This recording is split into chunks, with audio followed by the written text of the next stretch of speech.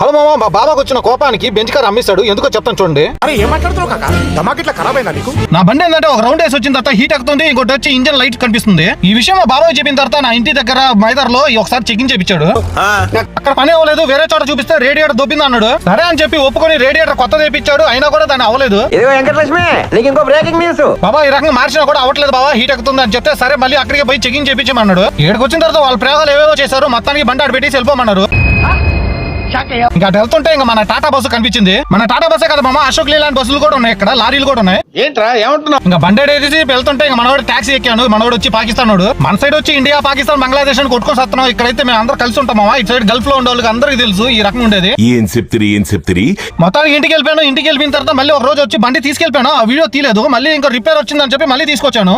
నా వల్ల కాదు అన్నయ్య, నా వల్ల కాదు. ఈసారి అయితే గట్టిగా పెద్ద వైర్లు పెట్టారు మావా, కానీ ఏం ప్రయోజనం లేదు. నువ్వు ఇంటికి వెళ్ళిపో, రేపు రా అన్నారు. నాకు అప్పుడే అనిపించింది ఇంకోసారి తేడా వస్తే కన్ఫర్మ్ అమ్మేస్తాడని. ఈసారి టాక్సీలో వెళ్ళేటప్పుడు ఈసారి బంగాళీ వాడు తగిలాడు.